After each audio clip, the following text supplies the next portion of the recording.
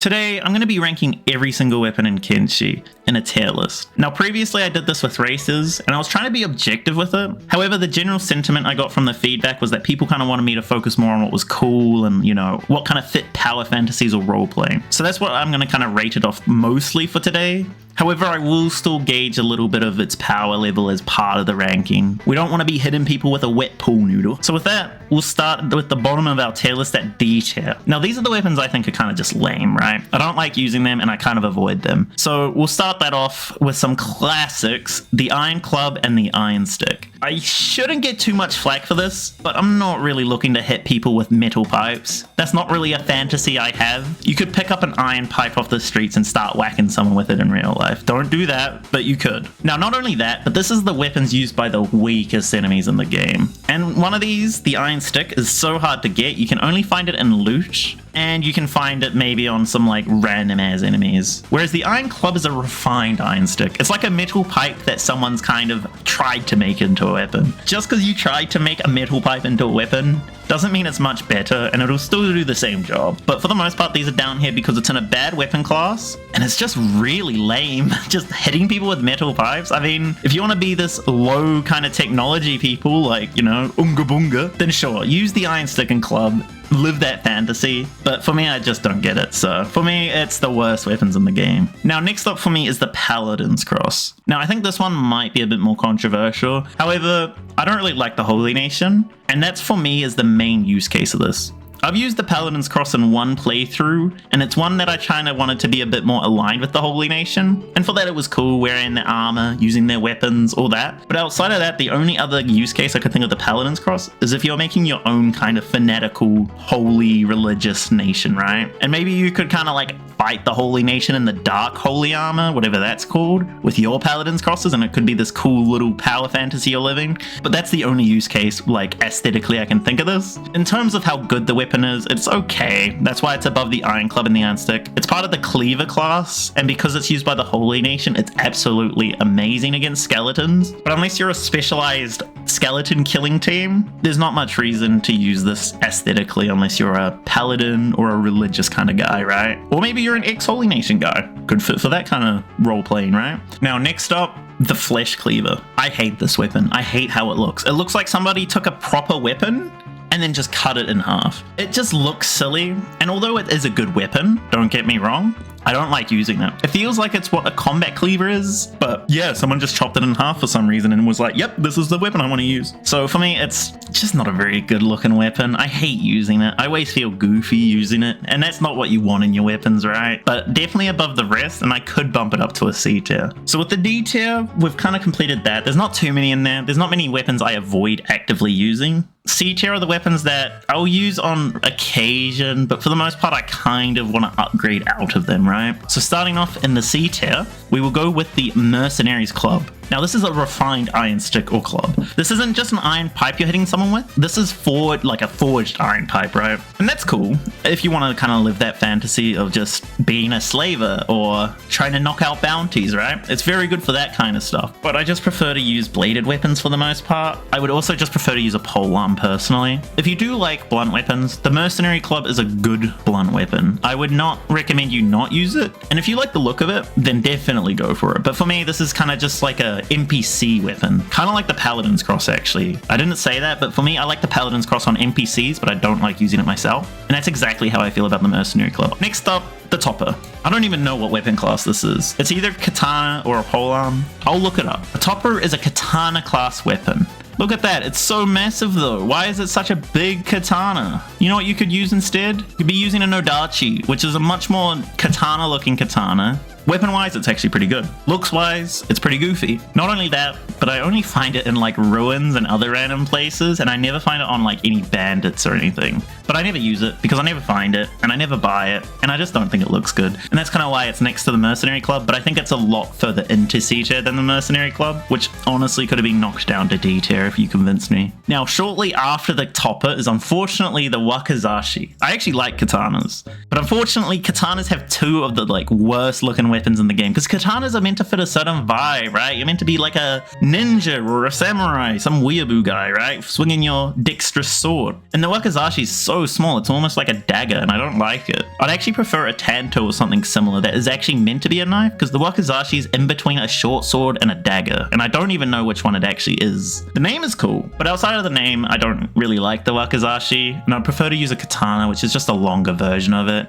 So that's kind of why I've put the wakizashi so low. I never really use it. I only use it if I get it really early on, and then I get out of it. I will take a ninja blade over it. I kind of feel the same way about the horse chopper, but I think the horse chopper is one of the lamest weapons in the game, solely because the hold saber and the ringed saber exist. If these two weapons didn't exist, the horse chopper would serve the function. The hold and ringed saber is just an upgrade to the horse chopper that looks a little cooler and is a little better. Every other single saber in the game has the word saber in its name, and the horse chopper doesn't, and that innately makes me like it less. Because why is it even called a horse chopper? I've never seen a horse in Kenshi. I'm sure there's some reason. Maybe there's a real weapon called a horse chopper, and that's what this is based off of. For me, bad weapon. Doesn't look great, but it's fine. And for the most part, I just grab these off Dust Bandits and upgrade to a better saber as immediately as possible. It makes me kind of sad, but I will put the staff in C tier. I do use this on more occasion than the rest of the weapons I've ranked. It only fits two kind of niches. For me, the staff is great if you're a pacifist monk, or if you're gonna be a farmer and you just need something to defend yourself from animals. And that's the one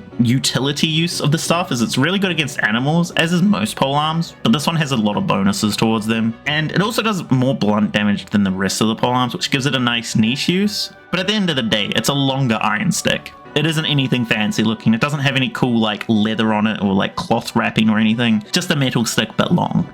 And being long does make it a little bit cooler, I will admit, but it doesn't make it go much higher than C tier. I'll use the staff, but I won't love the staff on the majority of cases. I don't think the Naginata katana looks terrible, but I have two issues with it. Firstly, I never find it, so I never use it. But more importantly is it just looks a little weird that like half the weapon's like a polearm and half the weapon's a katana. Now obviously that's the intention, as it's a Naginata katana, but it's just such an awkward weapon for me to use because it does a lot of cutting damage and scales very well with dexterity, but it's still a polearm and it's still kind of heavy, so I don't really like to use it. And then again, I never find it, so I'll usually just default to a polearm or a Naginata itself, because if I want to use a Naginata, I'll use a Naginata. If I want to use a katana, I'll either use a katana or a Nodachi or something else. So why ever use this weapon, which is just like, oh, I want to be both. I don't want both. I only want one of you. So that's kind of why it's hitting the C tier. Now, the last one in C tier is the Heavy Jet. It's literally just a carbon copy of the Jet, and I don't like when they carbon copy stuff. I mean, that's kind of why I had a problem with the Horse Chopper and the Iron Club and Stick, but I will say the Heavy Jet is a little different to the original. It does a bit more damage, I'm pretty sure, but it's really heavy. And in terms of looks, it looks identical. It might be a little bigger, but you know, size isn't everything, and that's kind of why I don't really like the Jet, because I prefer to just use a standard Jet. So with that, that's our C tier complete, and we've knocked out almost all of the blunt weapons in the game already. We've got one remaining. In the B tier, it's kind of where the weapons I actually use like on occasion. I'm never like, yeah, let's go, I got this weapon. So we'll start this tier off with the Fragment Axe. To me, the Fragment Axe looks like if they wanted to make a sword into a chainsaw. It just looks a little silly to me. However, I will say it is impressive when someone is using it. It looks massive. When people swing with it, it looks like they're like swinging with all their might. And overall, I think power fantasy / roleplay wise, it is a cool weapon. But looks wise, it kind of fails for me, and that's kind of why it gets knocked down to B tier. As if it looked cool, I'd probably put it in the A tier. And the only people I really use it for are skeletons or a Shek warrior that I want to have a really massive weapon. Now followed closely up by that is the Spike Club. Now the Spike Club, it does a bit of cutting damage, which makes me like it more for the functional use, but I also like that it is literally what it says. It's a Spike Club, and it's a bit more unique than the rest of the blunt weapons because it does the bleed damage, right? It has to look like it does bleed damage, and that makes the Spike Club look a bit more interesting. It does kind of fall down a bit because it's kind of rare. The only place I find it regularly is in the desert from some kind of slaver faction or mercenary faction or something. I don't know, I'm never super duper thrilled to find this, and I don't really go blunt weapons very often. However, this is one of my top 2 choices, and one of my only 2 choices I would ever actually properly dedicate myself to. It makes a decent sidearm if you want some damage. However, I do think the jet is a better option. Next up is likely the Ninja Blade. Now the Ninja Blade does get a few spots up because it's a katana. In terms of animation wise, it looks fine, but the weapon itself does look a little silly. It's just a straight line of metal in my opinion. It's cool that it's weightless and it's so lightweight that that people swing it with ease. It does say in the tooltip or whatever you want to call it that it's more for assassination than an actual weapon, but you don't really get to use that kind of niche case scenario. If it gave you a buff to your assassination skill, but it sucked as an actual weapon, maybe I'd be a bit more on board with it. It is a bit awkward. It's common and a lot of ninjas use it, and I do like seeing NPCs use it, but I just don't like the look of the weapon itself, unfortunately. And like I said, it's not really even meant to be a weapon. It's meant to be a tool for assassination. Now I'm going to put these two weapons together in this order: the ringed saber and then the hold saber. These weapons are very look-wise similar. I do like the hold saber a bit more because it's meant to be more aerodynamic or something like that, weight distribution kind of situation. And I don't think the ringed saber would actually make sense in combat. It would make so much noise. You could never sneak around or anything. It still is a cool weapon. Like I said with the horse chopper, these are just better versions. And I do like using these weapons as an early tier saber, but I usually do still upgrade from these when I can. But I don't mind sticking to this tier for half the game until I get to a shop and buy the proper sabers I want, right? So next up, I'd probably rate the combat cleaver after the sabers, and that's mainly just because it looks a little silly. It kind of has a similar issue to the flesh cleaver where it doesn't really have a nice edge to it, but unlike the flesh cleaver, this isn't chopped in half. And in terms of looks, it's kind of just a straight line. It almost has the Ninja Blade issue, but it's in a kind of more niche weapon class. And by niche, I mean the weapons don't really have a specific look they're going for, and I think that kind of helps the combat cleaver stand out a bit more. But overall, I'm not really thrilled about the combat cleaver. It's just a sword in my opinion, so for me it's kind of just a B tier weapon. I'll use it if I don't have a better hacker, but there are hackers I much prefer to use. And unfortunately for the hacker class, the next weapon is also the short cleaver. This is a sidearm cleaver variant, and it's nice for that purpose. The ones below this for the most part are pretty bad, in C and D tier, whereas the short cleaver is probably one of the better average kind of sidearm weapons. I still don't think you could use it as your primary like some of the later sidearms I'll be talking about, but you could definitely use this if you are in a bit of a pinch and you need to have armor penetration, for example. And in terms of looks, it's kind of just like a sword, honestly. It's a short sword, but kind of a bit more interesting, which does help its case a bit. If it looked a bit less good, I'd probably put it in C tier next to the heavy jet, but just because of its aesthetics, it does get bumped up a lot. Now the last one in B tier is likely the long cleaver. I do think it looks a little clunky to use, and that's the only reason it gets knocked down. However, it is on kind of the borderline, and it could be bumped up in A tier if you convince me. Overall, it's a fine weapon. It's just kind of an awkward shape. When you use it, it is very lengthy, and it does feel good to use. When you see your guy swing with it, it looks good, but looking at the weapon itself, it looks a little awkward, and it makes me wonder how aerodynamic the weapon actually is. But that is the B tier, the weapons that I do use on occasion, and I don't mind using, but I'm not thrilled about it, right? Whereas with the A tier, these are weapons I am happy to use, and I might even use them for the full playthrough. However, they're usually not my favorite of the class, or they don't fit their niche the best. So we'll start off with the Jit. We finally hit the last blunt weapon, and it's an A tier, a weapon I like to use. Now, I love the Jit because it fits the blunt weapon perfectly. Its description of it is that it's a police kind of weapon for detaining, people who are being bad or whatever. And it does feel good using it on your city guards if you want them to use blunt weapons. On top of that, it is actually a great sidearm if you want something a bit more defensive. It gives you a +8 defense bonus, which is +6 over the longsword, which we'll talk about a bit later. It also gives a +4 bonus indoors, which gives you a 4 attack and defense, giving you a total of 12 defense and 4 attack if you're inside with it. With that being said, however, I do think this weapon's held back a bit by its look. It doesn't look terrible, but at the end of the day, it does suffer from being a blunt weapon, which most of the time means it's just a piece of metal. It has a handguard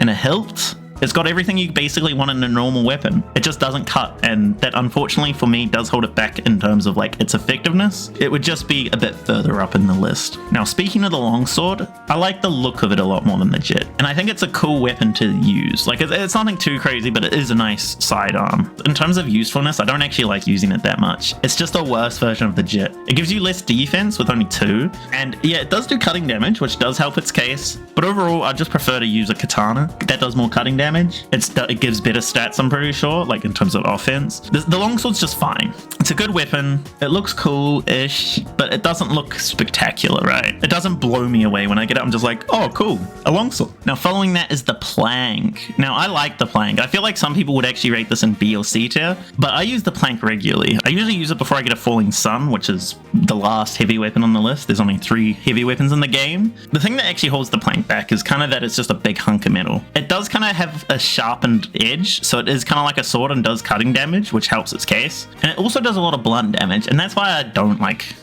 blunt weapons. There are weapons that do its job just better. Like I said with the staff, it's just a longer iron stick. But otherwise, I think the plank is the best choice if you want to do blunt damage and also be efficient in combat. Just like the fragment axe, it does make you look pretty strong. I do think the fragment axe does get the style points a bit more for that, but the plank is a lot more effective, and I see it a lot more often, honestly, and that kind of does weigh into my opinion. So that's kind of why it's way above the fragment axe. Now, next up is the guardless katana. Now, I actually really love the guardless katana. If this was based on how much I use it, this might actually hit S tier. It's really good at giving you a +6 offense, and I think it gives you -4 or 6 defense, and those are both good actually. You might think, oh, minus defense is a bad thing. Because you have +6 attack, you hit a lot more, which helps you train that up. And because your defense is terrible, you're going to get hit more, which trains up your toughness and your melee defense faster, and then you'll actually start blocking, and then you can move on to a katana that doesn't like negatively affect you as much, but also won't give you as many bonuses. But then you will have more attack, and it'll all work out. In terms of looks, I don't hate it. It looks fine. It is a katana still, but it's lacking a handguard, and that is intentional. It is meant to like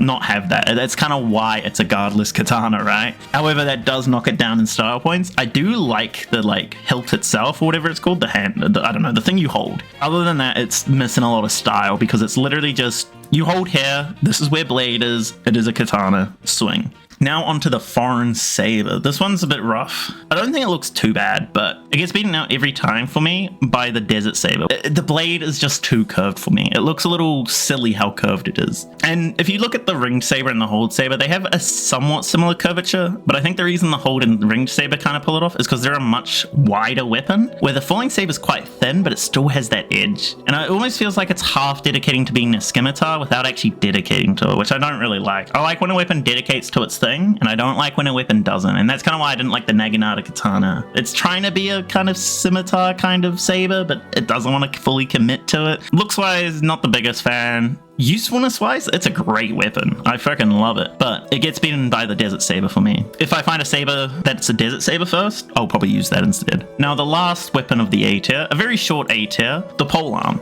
It looks exactly like it should, and it's very good. And I do like polearms, and ironically enough, this polearm is called the polearm, and I usually find that the weapon that it's named after usually does fit the weapon class very well. It works very well, it's very versatile, it works against animals decently, it works against people well, it works fine against robots, and it does cutting damage. Gives you some stat bonuses to attack or defense, but it's really long, so it's bad indoors. But because it's long, you have a lot of reach. So there's a lot to consider when you're using the polearm. It's really versatile, it has some drawbacks, but they're not completely detrimental, and it looks fine. It looks good, even. It looks like a polearm as it should. The only thing that could make it look cooler is some decorations, like some cloth wrapping or whatever. So for what it is, looks great and functions amazing. But now we're on to the S tier, the weapons I go for on a regular basis if I can. And we'll start this list off with the Naginata. Now this is down here because I don't find it very often. If I found it or I knew where to find it regularly, it would probably beat the Desert Saber and the Katana. However, because it's quite a rare weapon to find for me, it does get knocked down a little bit because of that. But overall, it looks good. I mean, it's like the polearm, but more specialized. And I like a specialized weapon. The versatility of the polearm is great, but I like specialization. And the Naginata specializes in cutting. And it's a bit more dexterous as well. Another thing that also helps the Naginata kind of beat the original polearm is the fact that it also fits the Japanese aesthetic that Kenshi is going for, right? The polearm's kind of generic, and that's totally fine. But the Naginata is where you kind of like get the style points. Now, following the Naginata is the Katana. The Katana can actually be used as a primary weapon, and I think it's good as a primary weapon, but it is mainly allocated to my sidearm slot. The Katana is really good, and its main drawback, and also an extra bonus, is its cost. Now, the drawback is that you can't buy it easily, but the benefit is that if you're doing weaponsmithing, you can actually sell these for a decent amount of money for how little like resources and work they take. And also the blueprints for katanas are quite common, and if you go to the desert, you can find a katana pretty decently most of the time, and it's a pretty pretty cool weapon. I mean, it's the original katana, kind of like the polearm, but katanas fit the Japanese aesthetic so well that it gets boosted up all the way to S tier for me. Starting off the list of best weapons in my opinion for Kenshi, the Desert Saber. Unfortunately, I don't really like sabers. They're more of a defensive weapon in Kenshi, and I kind of like going on the offensive. The Desert Saber does have some style. I like the look of the sword, how it's wavy, and swinging with it feels satisfying. And that's like I always have an issue with sabers, is that a lot of the time their swings feel generic, but the Desert Saber feels like it actually has something to it. It feels stylish to use. And when I go sabers, I am explicitly going sabers for either the Desert Saber preferably, or the foreign saber if I can't find a Desert Saber. Now, closely ahead of the Desert Saber is the heavy polearm. The heavy polearm is very hard to find. There is only one location you can guarantee to find it, which is on a bounty. Otherwise, you have to do the research for it and craft it yourself. However, I do its bounty very often. This is one of my favorite weapons to use in like a squad. I like having one guy on this heavy polearm, and he usually demolishes like 2 or 3 guys at a time. It's great crowd control. I could see people not liking this as much as the polearm, firstly because of its rarity, but also because it kind of suffers a similar fate to the Naginata katana, where half the weapon is the blade. However, I think unlike the Naginata katana, the heavy polearm is dedicating to its weapon class, and it's not trying to be something it's not. It is a heavy polearm, and it does have the stats to back it up, unlike the heavy jet. Overall, they are interchangeable depending on your kind of feelings toward it. To me, I feel like you need to go strength for a polearm, so I don't mind investing into the strength for the heavy polearm, and then it has the damage to back it up. The next one up is the Moon Cleaver. I love this weapon. Honestly, I think it's the coolest looking weapon in the game. It has such a good look, and I like the name Moon Cleaver, so it is hitting all the right checks. It does suffer from a bit of an animation fault, because the animation's kind of like, it just looks like you're swinging something a little heavy, but not too heavy. It's pretty much as good as the next 2 weapons, but because of how the animations look when you're swinging this, it doesn't quite hit the same kind of coolness factor as the last 2 weapons on the list. Name-wise, I would say this is the coolest name in the game. I'd probably put Nodachi second and Falling Sun first. The main reason is that I just like using the Falling Sun more. I like how it feels, and maybe that's because it's really strong, but I like that you have to train up for it. With a Nodachi, you still have to train up for it, that is true, but you're mainly training only dex, and then like maybe melee attack and defense and katana, right? The Falling Sun, you have to do strength, dex, and heavy weapons, and melee attack and defense. And on top of that, it doesn't really have any weapon bonuses like a melee attack or defense, where the Nodachi does give you some melee attack to kind of help you hit more, right? The biggest factor to distinguish these weapons functionally, the katana is a specialized weapon, great at killing lightly armored humanoids, and also accruing bleed on maybe animals as well, although they don't do bonus damage, they just do bonus bleed to them. That is very useful. Having people just continuously bleed out and never get back up is great. However, the Falling Sun is just more versatile. Now, unlike the Plank, which mainly focuses on blunt damage, this weapon actually almost evenly distributes it. But that is kind of why the Falling Sun has hit this, is because this is a great weapon in both functionality and looks. If you've never used the Falling Sun before, I'd kind of compare it to doing martial arts, where you kind of have to grind for it a little bit. You have to, get the Falling Sun, then you have to train for it as well, right?